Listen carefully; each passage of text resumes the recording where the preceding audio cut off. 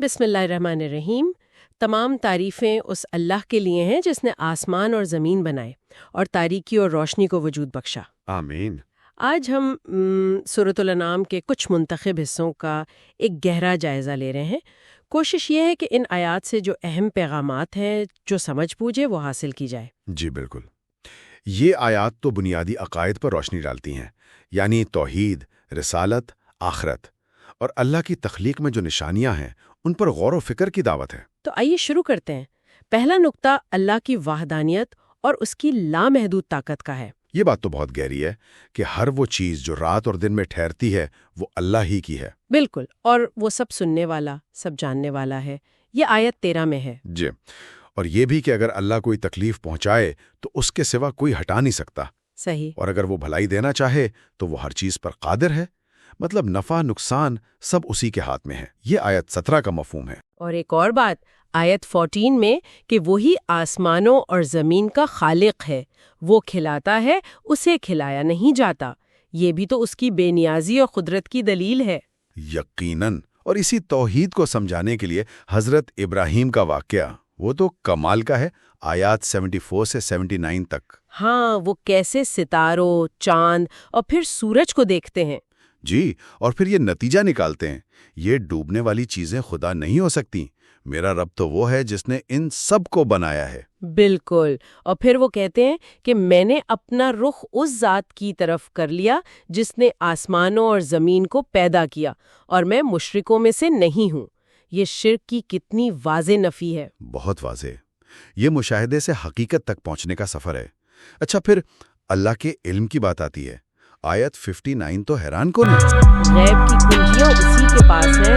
جی، صرف اسی کے پاس، خشکی اور تری میں جو کچھ ہے وہ اسے جانتا ہے۔ اور یہ کہ کوئی پتا نہیں گرتا مگر وہ اس سے واقف ہے۔ زمین کی تاریکیوں میں کوئی دانہ، کوئی خشک و تر چیز ایسی نہیں جو کتاب مبین میں نہ ہو۔ سبحان اللہ، مطلب ہر چھوٹی سے چھوٹی، بڑی سے بڑی چیز اللہ کے علم میں ہے۔ یہ جاننا انسان کو ایک خاص احساس دیتا ہے، ذمہ داری کا بھی اور شاید اطمینان کا بھی۔ بالکل، ذمہ داری کہ سب کچھ ریکارڈ ہو رہا ہے، اور اطمینان کہ سب کچھ اس کے علم اور کنٹرول میں ہے۔ خیر، اسی علم و حکمت سے اللہ نے رسول بھی بھیجے۔ جی، اور اگلا موضوع یہی ہے، وہی رسالت اور جو لوگ انکار کرتے ہیں ان کا انجام۔ آیات بتاتی ہیں کہ پہلے بھی رسولوں کا مذاق اڑایا گیا۔ ہاں، آیت 10 میں ہے، لیکن پھر ہوا کیا کہ جس عذاب کا وہ مذاق اڑاتے تھے اسی نے انہیں آگھیرا۔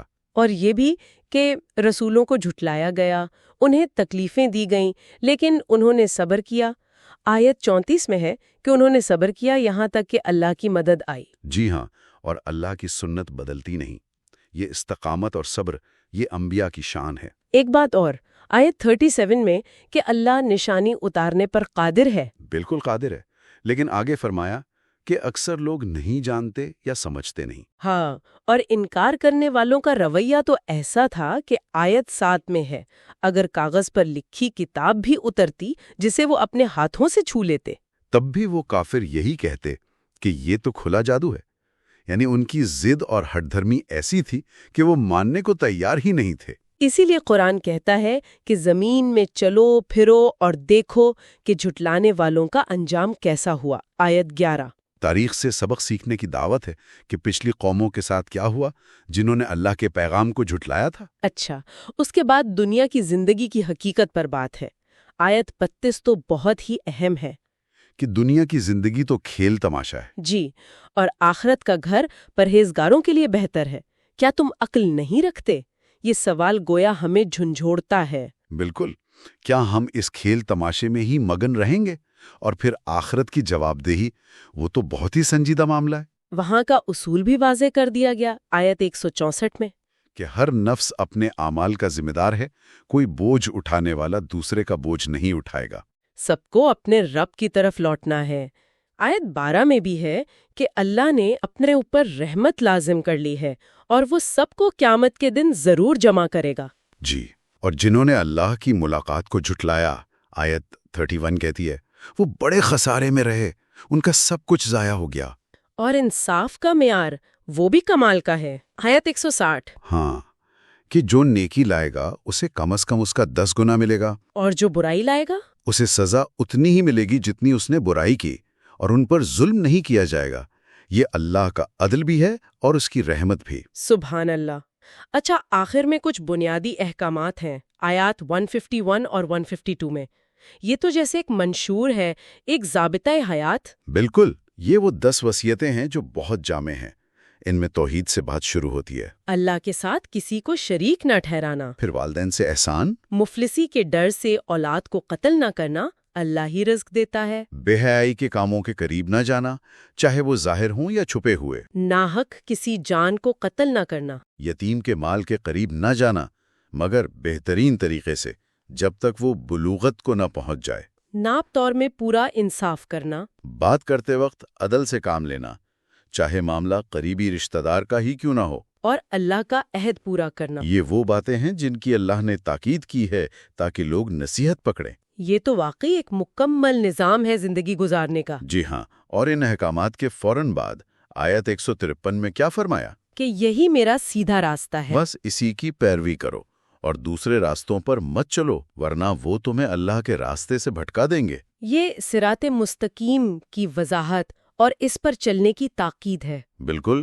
یہ وہ راستہ ہے جو تقویٰ کی طرف لے جاتا ہے۔ یہ احکامات صرف کرنے یا نہ کرنے کی فہرست نہیں، یہ اللہ کی طرف لے جانے والا راستہ ہیں۔ تو اگر ہم خلاصہ کریں تو ان آیات میں اللہ کی وحدانیت، اس کی بے پناہ قدرت اور علم کا بیان ہے۔ جی، رسولوں کی ثابت قدمی، ان کے پیغام کی سچائی اور انکار کرنے والوں کے انجام کا ذکر ہے۔ دنیا کی حقیقت اور آخرت کی اہمیت اور وہاں کی جواب دہی کا تذکرہ ہے۔ اور پھر زندگی گزارنے کے وہ بنیادی اخلاقی اصول جو ایک صالح معاشرے کی بنیاد ہے۔ یہ تو بہت جامع رہنمائی ہے۔ یقیناً، اور جاتے جاتے ایک بات پھر سے غور کرنے کے لیے وہی آیت 59 ہے کہ اللہ ہر گرتے ہوئے پتے سے بھی واقف ہے۔ جی، اگر یہ یقین ہمارے اندر راسخ ہو جائے تو ہماری روزمرہ کی زندگی، ہمارے فیصلے، ہمارے اعمال، ان پر کتنا گہرا اثر پڑ سکتا ہے۔ ہر عمل، ہر نیت کی اہمیت بہت بڑھ جاتی ہے۔ بالکل،